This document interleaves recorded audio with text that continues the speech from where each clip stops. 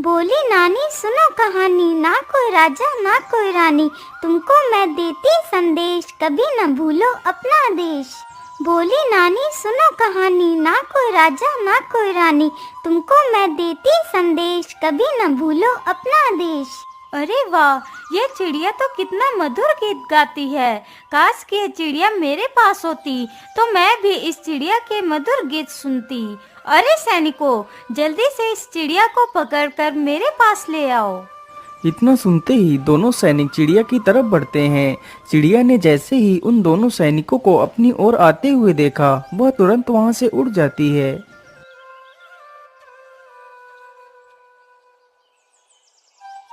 अरे राजकुमारी जी, चिड़िया तो उड़ गई।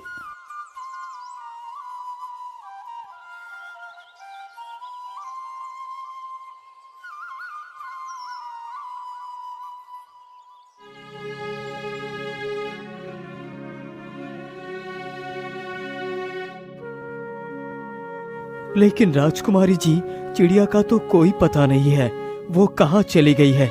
आखिर हम उसे कैसे ढूंढ सकते हैं? पिताजी, मुझे कुछ भी नहीं पता। मुझे तो बस वह चिड़िया चाहिए। यदि मुझे वह चिड़िया नहीं मिली तो मैं अन्न जल कुछ भी ग्रहण नहीं करूंगी। अच्छा, ठीक है राजकुमारी जी, तुम दुखी मत हो, मैं उस चिड़िया को जरूर पकड़वाऊंगा। अरे सैनिकों, जाओ और हमारे राज्य से किसी चिड़ी मार को लेकर आओ। राजा का आदेश होते ही सैनिक तुरंत राज्य में जाते हैं और एक चिड़ी मार को बुलाकर ले आते हैं। बोलिए महाराज, हमारे लिए क्या आदेश है? आपने हमें क्यों बुलाया है? अरे बहलिए, तुम जल्दी जाओ और उस गाना गाने वाली चिड़िया को पकड़ कर लेकर आओ। यदि तुम उस चिड़िया को पकड़ कर ले आओगे तो मैं तुम्हें 100 सोने की मोहरें दूंगा। इतना सुनकर वह बहेलिया चिड़िया पकड़ने के लिए जंगल की ओर निकल पड़ता है।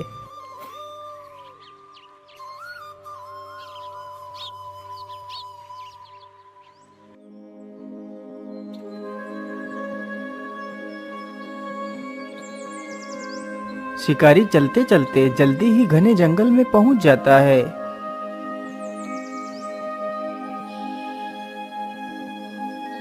बोली नानी सुनो कहानी, ना कोई राजा ना कोई रानी, तुमको मैं देती संदेश, कभी न भूलो अपना देश। अरे वाह, इतने मीठे स्वर में कौन गा रहा है? लेकिन आसपास तो कोई भी नजर नहीं आ रहा है। कहीं ये गाना वो चिड़िया ही तो नहीं गा रही है जिसकी बात महाराज ने कही थी? हाँ, मुझे तो लगता है ये वही चिड़िया है। चलो चलकर देखता हूँ। इतना सोचकर शिकारी उधर को ही चल पड़ता है जिधर से वह आवाज आ रही थी।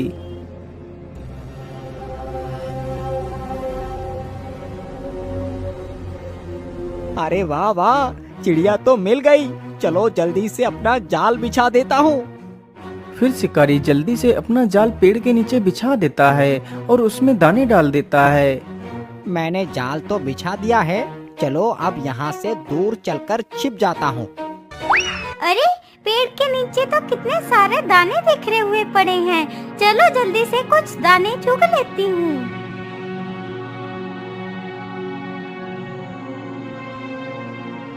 अरे वाह, चिड़िया तो फंस गई। चलो जल्दी से इसे पकड़ लेता हूँ।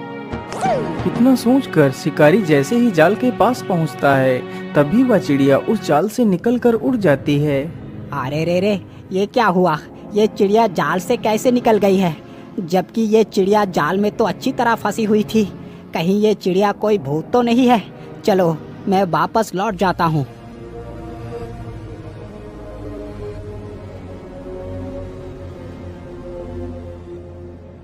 लेकिन तुम उस चिड़िया को क्यों नहीं पकड़ सकते?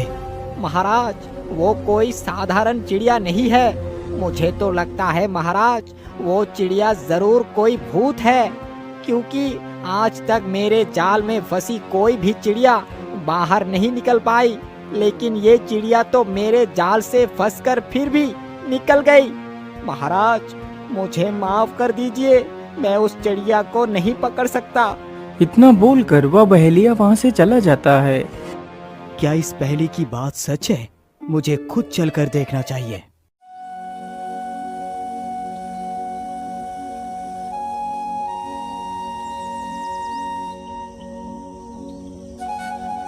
अगले ही दिन सुबह ही राजा एक पिंजरा लेता है और जंगल की तरफ निकल पड़ता है। राजा चलते चलते जल्दी ही उस जगह पर पहुंच जाता है जहां पर वह चिड़िया रहती थी। बोली नानी सुनो कहानी, ना कोई राजा ना कोई रानी, तुमको मैं देती संदेश, कभी न भूलो अपना देश। अरे वाह, ये चिड़िया तो सच में कितना मीठा गाती है। मैं ऐसा करता हूँ, यही पेड़ के नीचे दाना डालकर पेड़ के पीछे जाकर छिप जाता हूँ। चिड़िया जैसे ही नीचे उतरेगी तो मैं उसे पीछे से पकड़ लूंगा। इतना सोचकर राजा पेड़ के नीचे कुछ दाने डाल देता है और पेड़ के पीछे जाकर छिप जाता है। अरे पेड़ के नीचे तो कितने सारे दाने बिखरे हुए पड़े हैं, चलो जल्दी से कुछ दाने चुग लेती हूँ। इतना सोचकर चिड़िया दाने चुनने के लिए नीचे उतरती है। तभी राजा मौका देखकर पीछे से उस चिड़िया के ऊपर झपटता है और झट से उस चिड़िया को दबोच लेता है। अरे छोड़ दो मुझे, तुमने मुझे क्यों पकड़ा है? राजा तुरंत उस चिड़िया को पिंजरे में बंद कर लेता है और वहाँ से निकल पड़ता है। महाराज, आप मुझे बंदी बनाकर नहीं रख सकते। आखिर मैं तुम्हें अपने साथ क्यों नहीं रख सकता? चिड़िया, तू हमारे साथ बहुत खुश रहेगी। तुझे रोज रोज अच्छे अच्छे पकवान खाने को मिला करेंगे। नहीं राजन, मैं किसी के साथ बंधक बनकर नहीं रह सकती, पर हाँ एक शर्त पर रह सकती हूँ। हाँ हाँ चिड़िया, बोलो तुम्हारी क्या शर्त है? मैं तुम्हारी प्रत्येक शर्त मानने के लिए तैयार हूँ। मेरी शर्त यही है कि मैं तुम्हें एक कहानी सुनाऊंगी, तुम्हें मेरी कहानी चुपचाप सुननी होगी। यदि तुमने मेरी कहानी पर कोई भी तर्क किया तो मैं तुम्हारे पिंजरे से गायब होकर उड़ जाऊंगी। अच्छा अच्छा ठीक है, मुझे तुम्हारी शर्त मंजूर है। सुनाओ अपनी कहानी। तो फिर ठीक है राजन, सुनो मेरी कहानी। बहुत समय पहले की बात है, एक शिकारी जंगल में शिकार की तलाश में घूम रहा था। उसने एक कुत्ता पाल रखा था। वह कुत्ता शिकारी का बहुत वफादार था।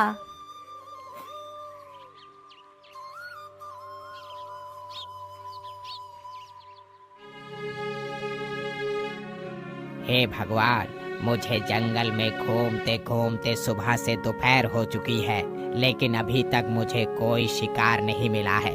अब मेरे हिसाब से मुझे घर वापस चलना चाहिए।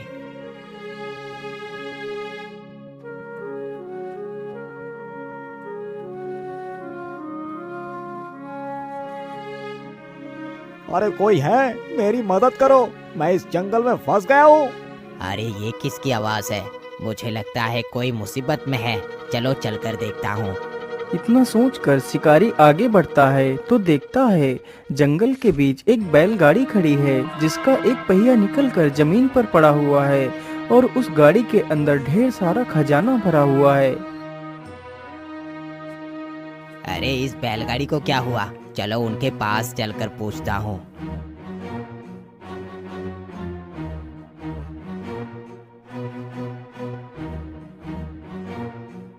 अरे सेठ जी, क्या बात है? आपकी बैलगाड़ी को क्या हुआ? अरे क्या बताओ भाई, पता नहीं कैसे मेरी बैलगाड़ी का एक पहिया निकलकर जमीन पर गिर गया, जिसकी वजह से मैं इस जंगल को पार ही नहीं कर पाया। अब तो जल्दी से शाम भी होने वाली है, क्या आप मेरी कुछ मदद कर सकते हैं? हाँ हाँ सेठ जी, क्यों नहीं, बोलिए आपको मेरी क्या सहायता चाहिए?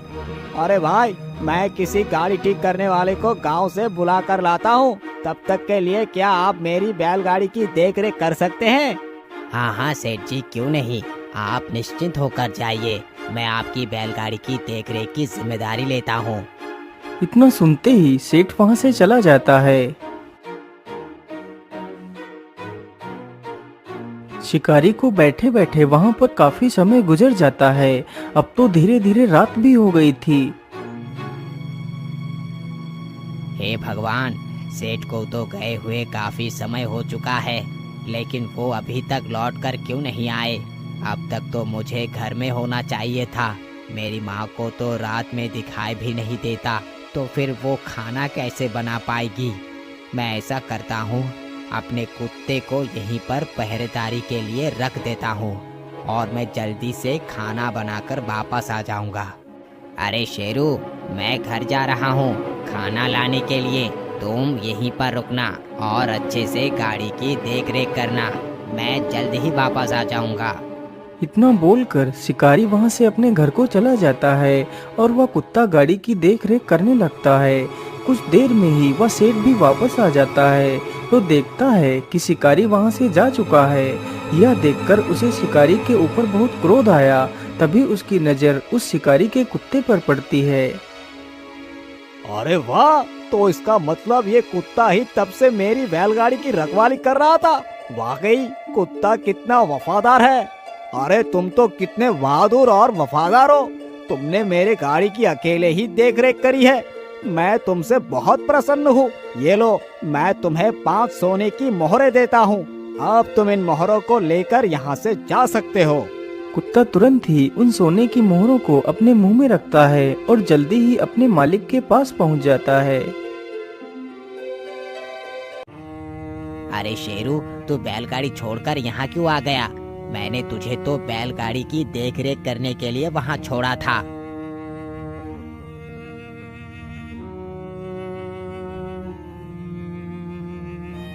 ये देखकर शिकारी को कुत्ते के ऊपर बहुत गुस्सा आया। उसे लगा कि कुत्ता गाड़ी से वह मोहरे चुरा कर लाया है। अरे दोस्त, मैंने तुझे वहाँ रखवाली के लिए रखा था और तू ये मोहरे चुरा कर ले आया है। मैं तुझे जिंदा नहीं छोड़ूंगा। इतना कहकर शिकारी एक डंडा उठाता है और कुत्ते के सिर पर मारता है, जिसकी वजह से कुत्ता वहीं पर गिरकर मर जाता है। चलो, मैं जल्दी से इन मोहरों को उठाकर ले चलता हूँ और इन्हें सेठ को सौंप देता हूँ। इतना सोचकर शिकारी जल्दी से उन सारी मोहरों को उठाता है और जल्दी ही सेठ के पास पहुँच जाता है। सेठ जी, मुझे माफ कर दीजिए। मैं यहाँ से घर खाना लाने के लिए चला गया था। इतने में ही मेरे कुत्ते ने आपके 5 सोने की मोहरे को चुरा लिया और इन्हें लेकर यहाँ से भाग गया। मैं आपकी मोहरे आपको लौटाने आया हूँ। अरे नहीं नहीं भाई, आप ये कैसी बात कर रहे हैं? आपका वो कुत्ता कोई चोर नहीं है। वो तो बहुत वफादार और बहादुर है। वो तो मेरी गाड़ी की देखभाल बिल्कुल अच्छी तरह कर रहा था और ये 5 मोहर मैंने उसे खुद ही दी थी। सेठ के मुंह से यह बात सुनते ही शिकारी के पैरों तले जमीन खिसक जाती है। हे भगवान, ये मैंने क्या पाप कर दिया? मैंने अपने ही वफादार को मार दिया। शेरू, मुझे माफ कर दो। मैंने तुम्हें गलत समझा। तो सुना महाराज उस वफादार की कहानी। हाँ, मैंने तुम्हारी कहानी बड़े ध्यान से सुनी है, लेकिन शिकारी को कोई भी फैसला लेने से पहले एक बार सोच लेना चाहिए था। अरे महाराज, ये आपने क्या किया? आपने तो मेरी साथ तोड़ दी। आपने मेरी कहानी पर तर्क किया, इसलिए मैं तो चली। इतना बोलकर वह चिड़िया पिंजरे से निकलकर उड़ जाती है। राजा फिर से उस चिड़िया का पीछा करता है और वहीं पेड़ के पास जाकर खड़ा हो जाता है।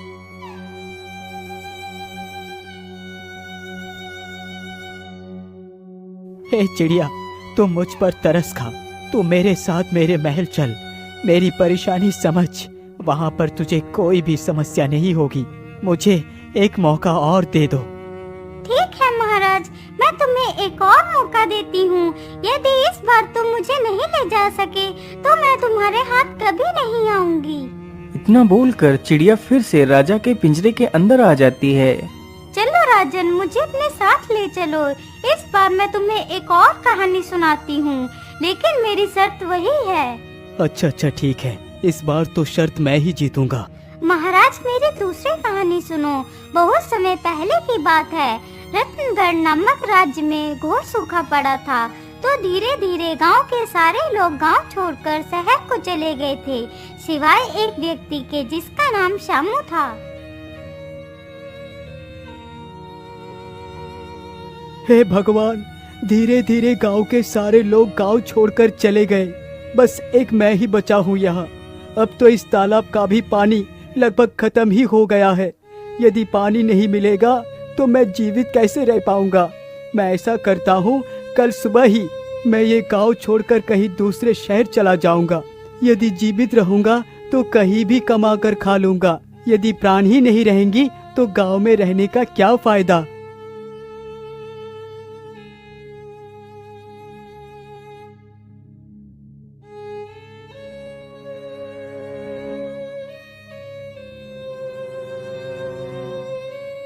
अगली सुबह ही श्यामू अपने लिए कुछ पोटली में खाना बांधता है और शहर की तरफ निकल पड़ता है।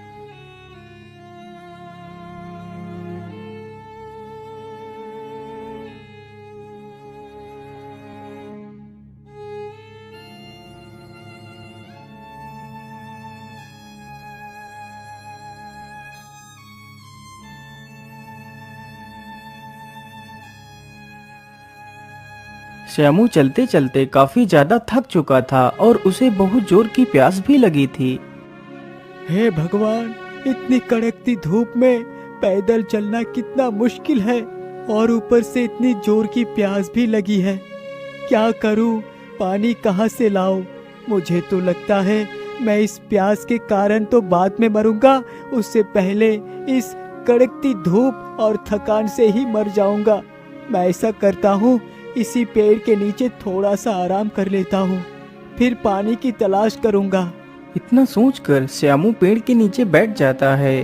पेड़ की छांव में बैठते ही उसकी आंखें बंद होने लगती हैं। तभी उसके पैर पर कुछ पानी की बूंदें गिरती हैं।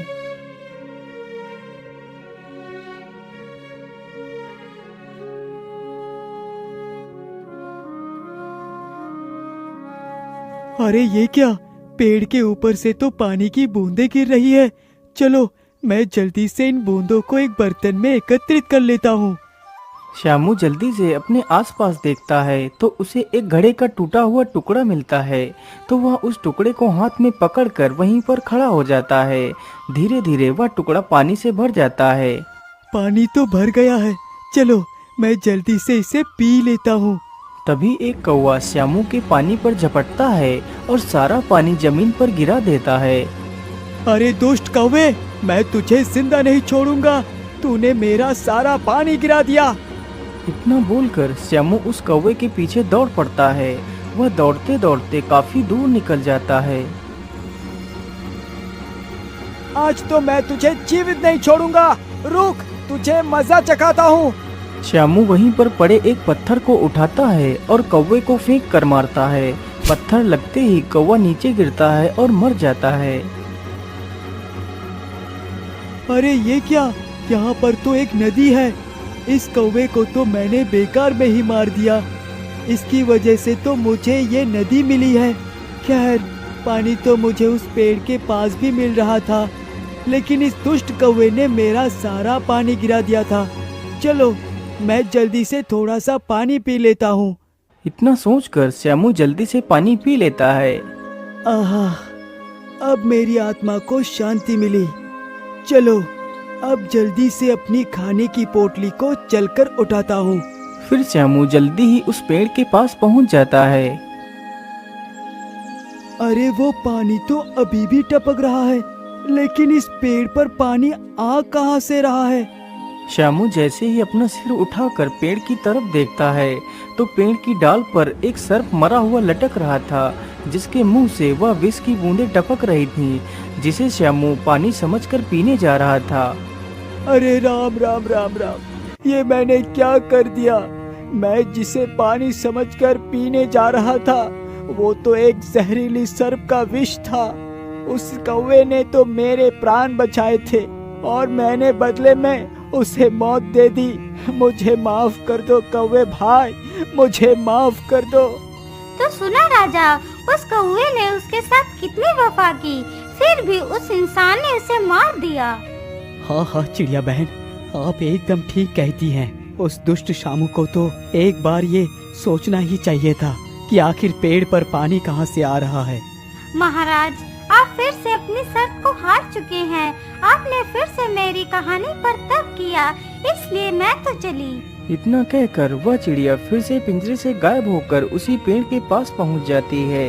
तो राजा फिर से उस पेड़ के पास वापस जाता है और अपनी सारी कहानी उस चिड़िया को सुना देता है।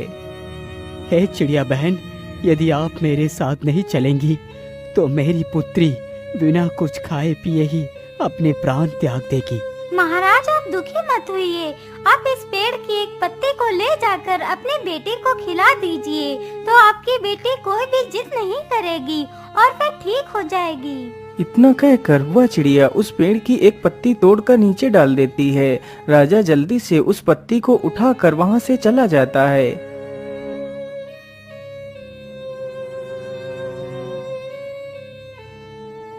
अरे पिताजी, आप उस चिड़िया को लेकर नहीं आए। बेटी, उस चिड़िया ने तुम्हारे लिए एक पत्ती भेजी है और कहा है जब राजकुमारी इस पत्ती को खा लेगी तभी मैं वहाँ पर आऊंगी।